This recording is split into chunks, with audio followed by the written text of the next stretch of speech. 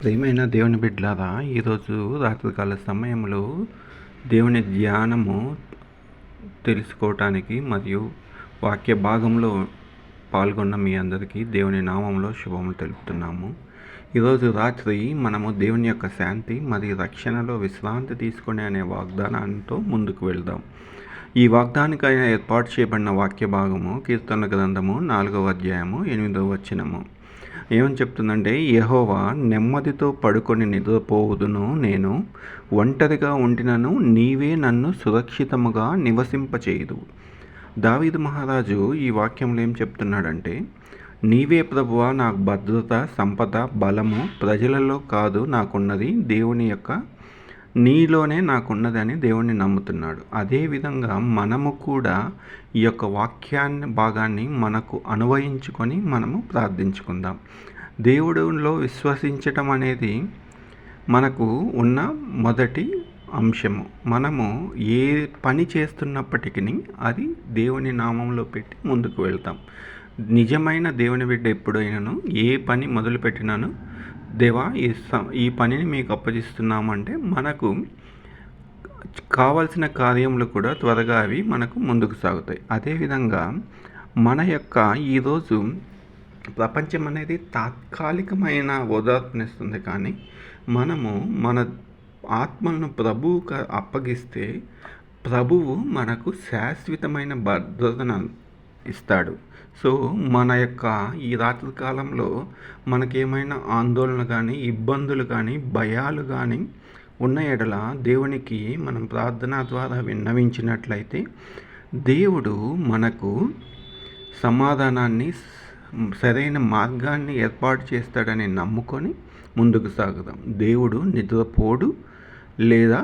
నిద్రపోడు అని మాత్రం గుర్తుంచుకోండి. ఆయన మనల్ని ప్రతి నిత్యము మన అడుగులు వేయకముందే ప్రభువు మనకు అడుగులు వేస్తాడు. సో మనము విశ్రాంతి తీసుకొని రేపటి కోసం ముందుకు సాగేటప్పుడు మనం గుర్తుంచుకోవాల్సింది ఏంటంటే, దేవుని నియంత్రణలో ఉండటం వలన మనకు సమాధానము, శాంతి లభిస్తాయని గుర్తిరిగి ముందుకు సాగుదాం.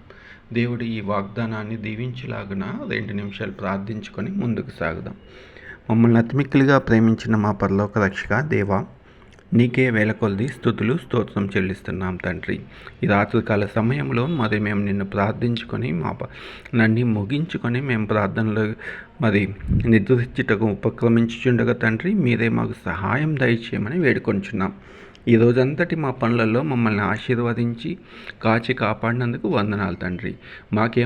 మా ప్రజలకు ఏమైనా ఇబ్బందులు ఉన్నట్లయితే మీరే వాటిని సరిదిద్దామని వేడుకొంచున్నాం తండ్రి. సహాయం దయచేయండి తండ్రి.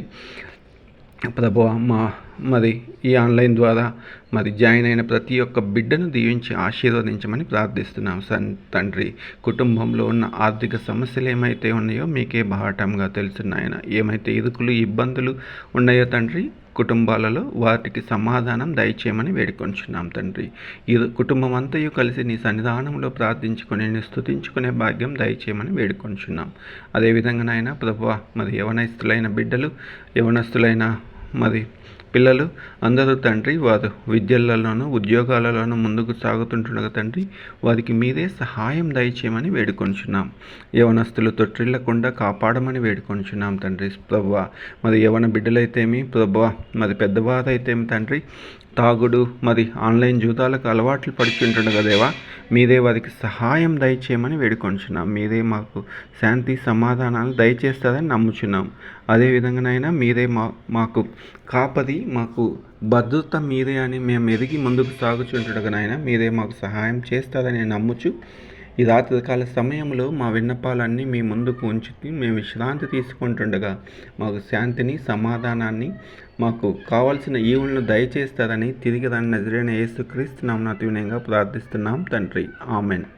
ప్రియులారా, మీకేమైనా ఆన్లైన్ కానీ మీకేమైనా ప్రార్థన అవసరతలు ఉంటే మా కామెంట్స్ ద్వారా తెలియచేయమని ప్రార్థిస్తున్నాం. అదేవిధంగా ఈ ఛానల్ని సబ్స్క్రైబ్ చేసుకొని మా ఛానల్ని ఎంకరేజ్ చేయమని దేవుని నామంలో ప్రార్థిస్తున్నాం. దేవుడు మిమ్మల్ని దీవించునుగాక. ఆమెన్.